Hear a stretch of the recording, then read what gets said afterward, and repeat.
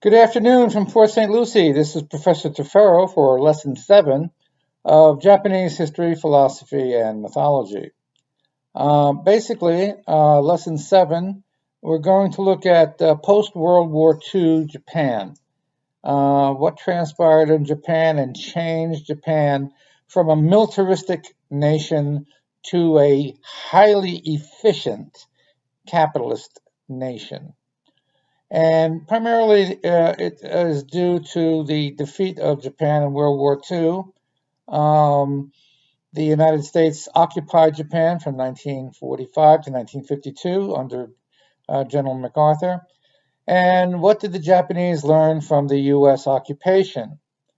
They learned to go from the militarist point of view, which was conquering the surrounding countries or having a very large and powerful navy and being the big boy in the neighborhood, to practicing rampant capitalism.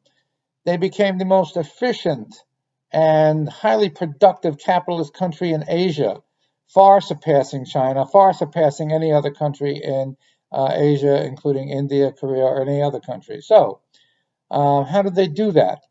They did that by basically changing their budget.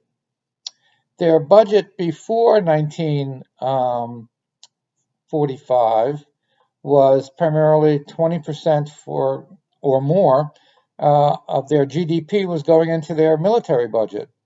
And after 1952, actually after 1945, only 1% of their GDP was spent on national defense, while at the same time, the national defense budget of the United States required 20% funding for it to maintain its worldwide policing of the world.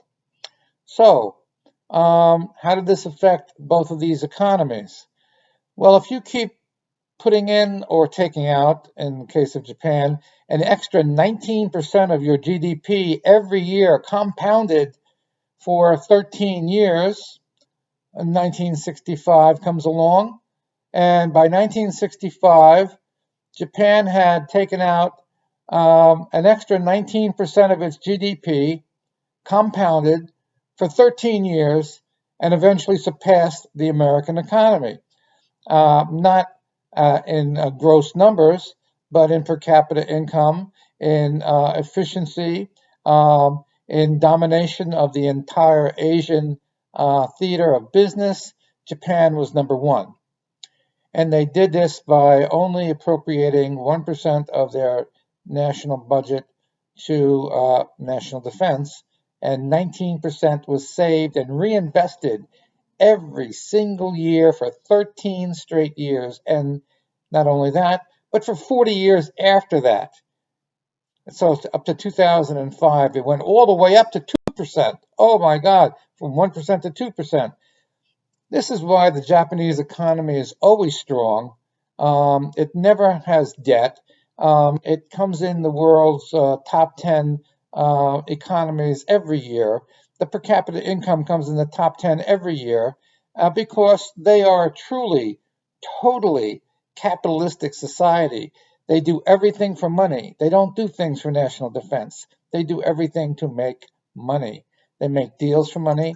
They make alliances for money. And basically, this is how they make their money. So, we have the Japanese economy emerging after World War II, and afterwards, we don't have anything for the United States that is even remotely as close as what Japan did. If the United States reduced their national defense budgets and put more into their economy, they would be able to be more dominant economically throughout the world. But so far, we have not been able to do that. And so that's basically lesson 7, the emergence of Japan into the economic dominance of Asia and economic dominance of the rest of the world. And until next time, this is Professor Tefero from Port St. Lucie. Wishing you all a happy and healthy day. Take care.